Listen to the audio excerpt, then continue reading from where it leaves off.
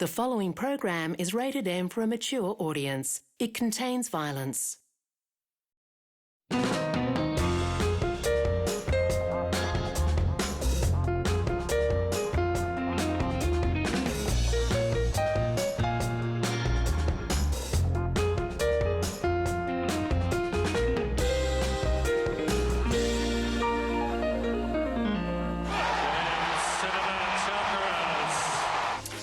Alcaraz makes history in Melbourne, a four-set epic to win the Australian Open final. Hello, I'm Linton Besser. Welcome to a new year of Media Watch. And first tonight, the 2026 Australian Open, which has seen Channel 9 revel in a wall-to-wall 21-day bonanza of tennis. We are live from Melbourne Park ahead of a huge weekend of tennis. It's an Australian Open party and you are invited. With day after day of relentless cross-promotion. And one thing that's actually selling out by 11 o'clock every morning is Hector's signature donut.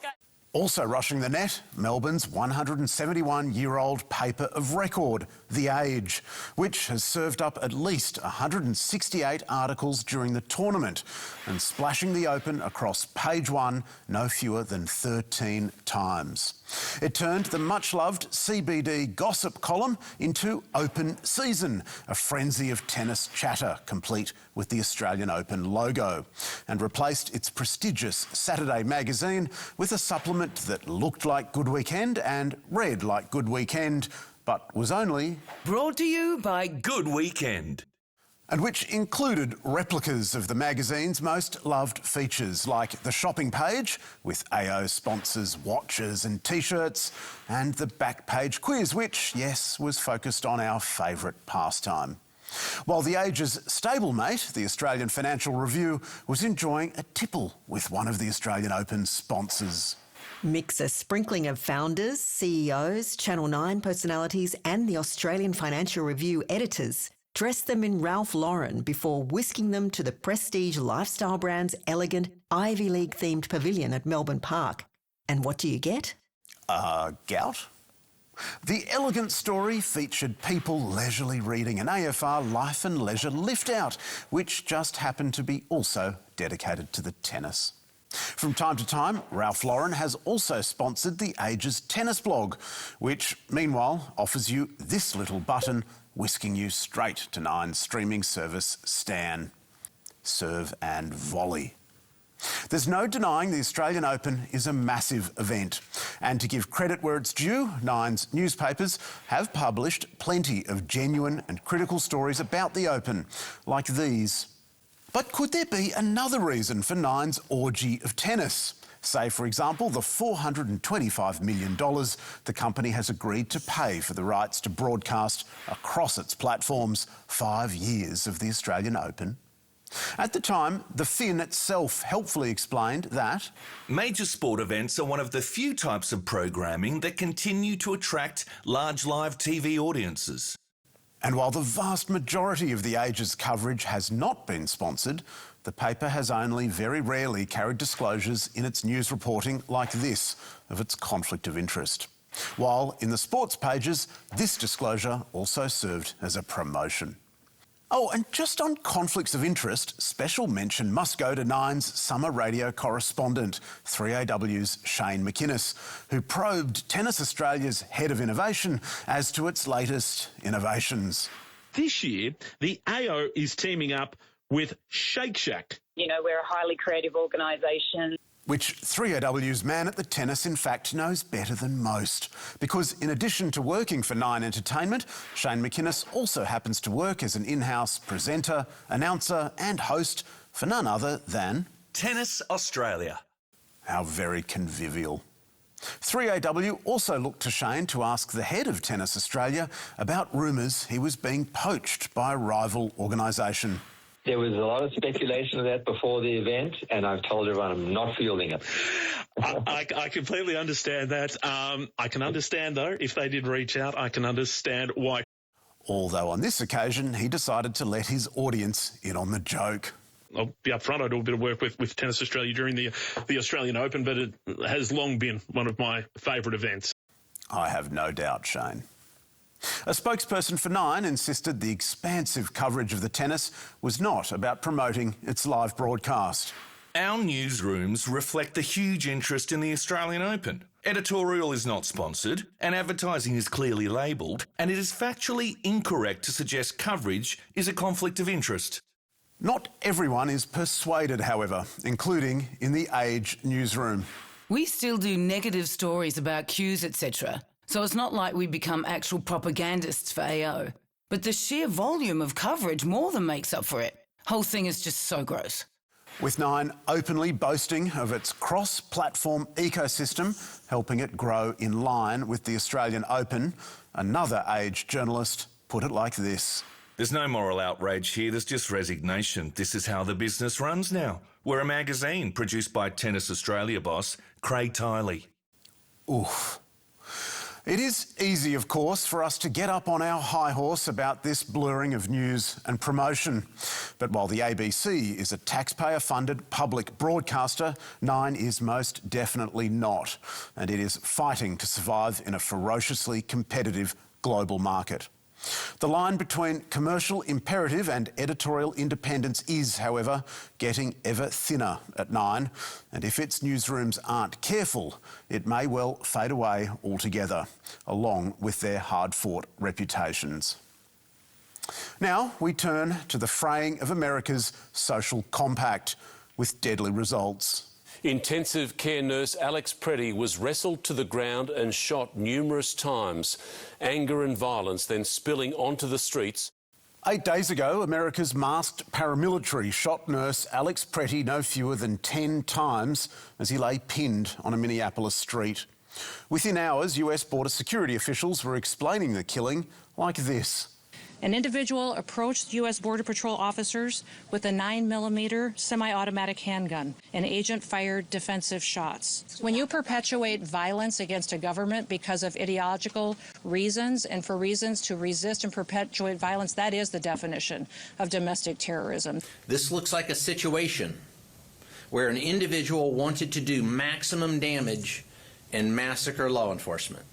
Vice President J.D. Vance was blaming far-left agitators, while top White House aide Stephen Miller stated plainly that a would-be assassin tried to murder federal law enforcement. But smartphone vision of the shooting soon ran like wildfire across the internet, prompting painstaking analysis and a horrifying conclusion. Federal agents claimed Alex Pretty, 37, forced their hand, alleging he violently resisted disarmament until the officers fired defensive shots. Bystander footage appears to tell a different story. A federal officer pulling a handgun away from Pretty. Less than a second later, an agent fires several rounds. Over on Donald Trump's preferred networks, however, people were still seeing something else entirely. Shame on that individual for creating the very consequences that ultimately cost him his life. Only one person could have prevented this from happening, and it's Alex Pretty. As the New York Times explained, on Sunday morning, reporters on many TV networks were poring over multiple videos of the shooting over the weekend. But on Fox News, hosts, reporters and guests appeared laser-focused on supporting the Trump administration's official narrative. So too, Australian television host Rita Panahi. No good comes from coming to a violent uprising with a loaded gun and extra ammo and violently obstructing law enforcement officers. That's what happened in Minneapolis, and that's why a man is dead. A view rejected out of hand by her colleague, Sky's star anchor Andrew Bolt. They shot him, and Kristi Noem, Trump's Secretary for Homeland Security, then lied about it, calling the dead man, nurse Alex Pretty, a terrorist. Indeed, within 48 hours of the shooting, Trump's usual allies were beginning to turn. There is no evidence he was a terrorist intent on a massacre. The American people didn't vote for these scenes, and you can't continue to order them to not believe their lying eyes. Fox host Maria Bartiromo was one of those pushing back in this interview with FBI Director Kash Patel. How was he threatening Border Patrol? What was the threat? He had his camera, right? He was filming it. That's something that I will let the DHS and the prosecutors, because they are the ones investigating that case. Some, including here at the ABC, weren't waiting for the outcome of that investigation, with Auntie being forced to correct its Global Affairs editor's premature claim that Pretty's death was a murder. But by then, the video evidence was, in any case, shifting the ground beneath the White House narrative. Stephen Miller labelled Pretty a domestic terrorist. Does the president agree with them? Look, as I've said, I have not heard the president characterise Mr. Pretty in that way. With the removal of Border Control Commander Greg Bovino and the wheeling in of Trump's border tsar, and yes, that's his real title. President Trump and I, along with others in the administration, have recognized that certain improvements could and should be made. Improvements needed perhaps, but plenty of room still in the president's heart to republish video of Alex Pretty captured 11 days before his death, whipping up renewed claims Pretty was no angel. Another pearl of moral clarity from a rogue president. Not least because Pretty was the fourth person gunned down by Trump's irregulars, including Renee Good. And not the first to be suggested by the media as deserving of it. She didn't deserve to be shot in the face. Yes, she did. This is, I am chastened to say, where it appears we've landed. Hasty justifications of extreme violence by the state and willful blindness by some to what all of us can plainly see. Outrageous for a government, but even worse for a so-called fourth estate. And now to long-awaited news for Melbourne's long-suffering commuters. We're very excited here today. Finally, the Metro tunnel is opening after years of construction and roadwork. The long-promised solution to Melbourne's worsening congestion, the multi-billion-dollar Metro tunnel finally opened in November with 9 kilometres of subway, 5 new underground stations and a grand reopening of the city's central square. But after a long and rather difficult birth, including allegations of design faults, a string of multi-billion-dollar budget blowouts and even safety concerns, as the big day neared, the Victorian government was leaving nothing to chance, dusting off the working-class man, offering the good burgers of Melbourne a free ride and ensuring the cameras were there for one particular commuter's journey to work. And nowhere was the tunnel's opening more lavishly reported than on 7 News, which went to great lengths to celebrate Jacinta Allen's very special moment. Welcome to this special edition of 7's Afternoon News, live from Melbourne's new Metro tunnel. 2 days before the opening, 7 News broadcast its 4 p.m. bulletin from inside the new Town Hall station, leading with the new tunnel, returning to it after the first ad break and gushing over its flashy new technology, its long and glittering escalators and its many tasty treats. With 7's anchor applying the blowtorch to the tunnel's project director. But apparently you do have a favourite station. It's a bit like choosing your favourite child. And to the State Transport Minister. What does the Metro tunnel mean for Melbourne's public transport network? So how did 7 get such intimate access? Well, in an ad break 34 minutes into the news, there came this little clue. 7 News is brought to you by Metro Tunnel, opening Sunday. Yes, that's the state government buying 7's 4 p.m. news and weather. There are plenty of places to stay dry here at Anzac Station, though, which I'm thinking so far is my favourite station. Which, I might point out, hewed rather nicely with the Victorian government's official pamphlet.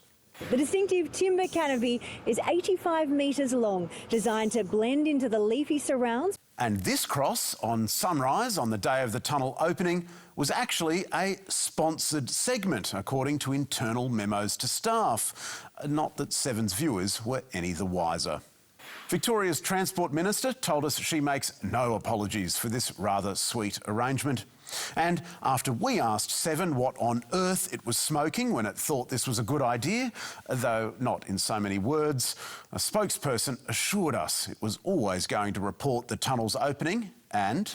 7 News retained full editorial independence over all its news content, and no content was reviewed or approved by anyone outside the 7 News team prior to broadcast. It's all a bit of a shame, really, because when Seven's journalists weren't being dragooned into slavish advertising, they proved just as sharp as their rivals, reporting plenty of real news, from these protests on the day of the opening to interviews with those outside Melbourne paying for a project they won't be using. The writing and publishing of advertorial by professional journalists is, well, pretty gross. For a capital city TV news outfit to do it is grosser still. But for Seven Melbourne to do a deal like this with Spring Street on the eve of an election year is frankly astonishing and cannot but put a dent in viewers' trust that it will hold the Victorian government to account. What a fundamental error of judgment. And that's all from us tonight. Be sure to check us out on ABC iView as well as YouTube and Facebook. You can find full statements on our website. And don't forget to send us your tips. See you next week.